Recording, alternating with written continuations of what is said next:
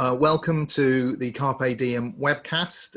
We're here to ask founders, entrepreneurs, and leaders of high growth businesses the questions you want answers to. And today we're speaking with the MD of Toxic Fox.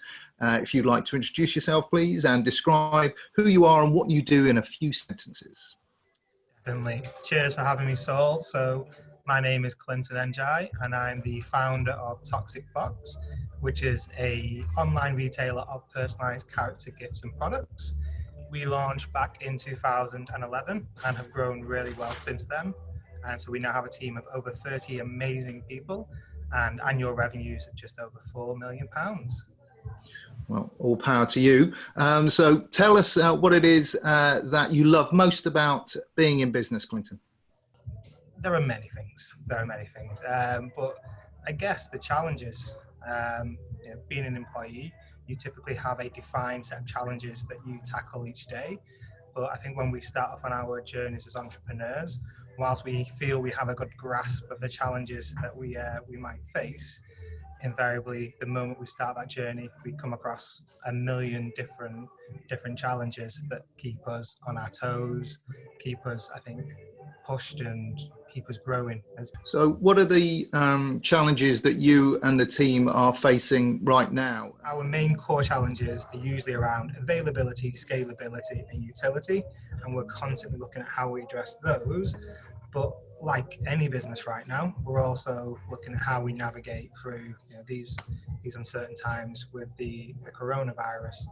And I think, like a lot of businesses, the biggest challenge there is how do you go from a business where typically everyone is in one space and then move very quickly to people working in many spaces, and those spaces not necessarily being the most perfect ones, working from home. Some people have offices, some people have desks, some people don't.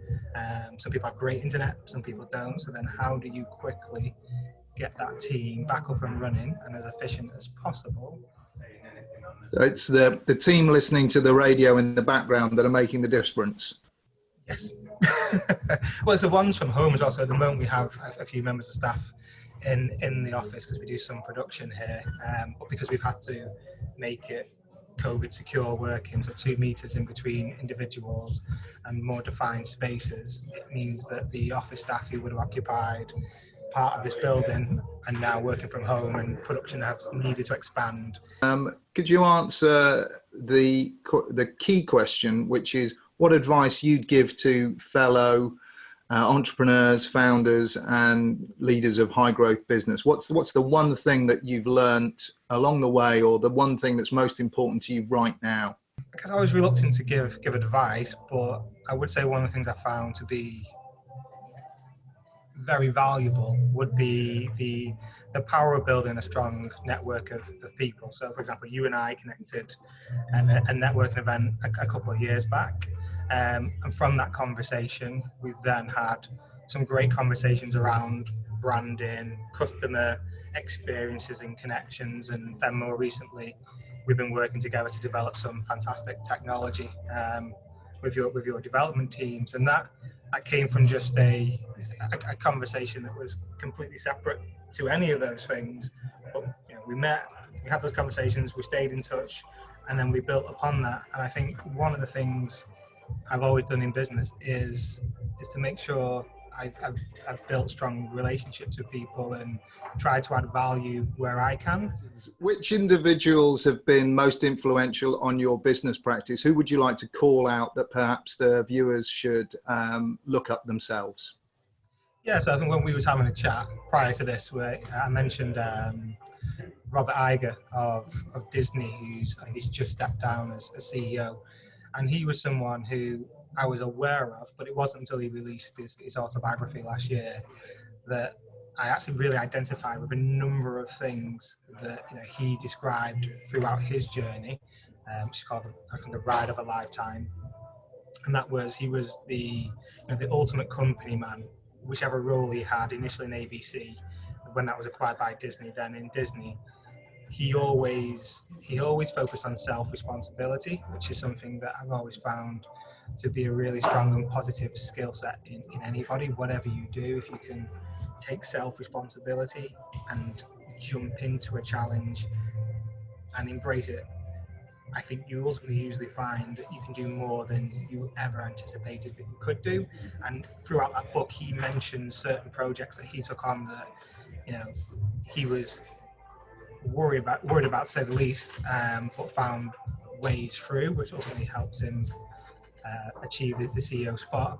So how does that reflect on your own experiences today, inspired by my last question, which is to tell me about your very first sale?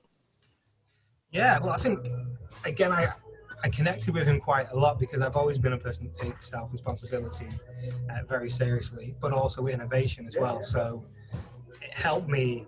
It didn't help me, I guess. It supported my belief that whilst we have a great business today that is growing, we should constantly innovate our business model and look for those new opportunities, even if they feel slightly more risky than they should do. So we've looked at, we have a consumer business at the moment, so we put characters onto products. But with that identity, can we start to add more value? So addressing that utility thing I mentioned earlier, can we give users more value for that character? And so we looked at a digital strategy. And then onto our first sale. I mean, I still remember it like it was yesterday. It's probably my son being born, Aguero moment, and then that sale, because it was at the end of 9 months of hard work developing the concept, building the platform, building and designing the first set of products, creating the supply chain, and then pushing the thing. And you expect the moment you turn on a website, all these visitors to flood in and all these sales to come through, and before you know it, you're on a yacht. And that didn't happen. We turned it on and there was nothing.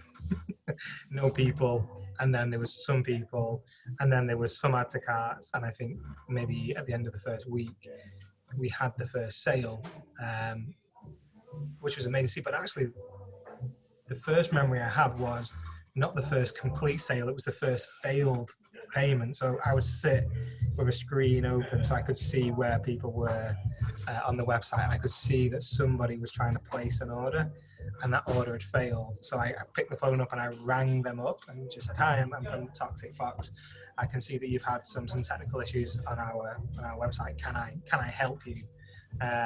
Which in hindsight probably wasn't the greatest idea, and I didn't capture the sale in that call, but it was, and that's why I think the sale was really sweet that followed. It was that urgency to see that the thing that we developed and that we've been working on did resonate with the audience.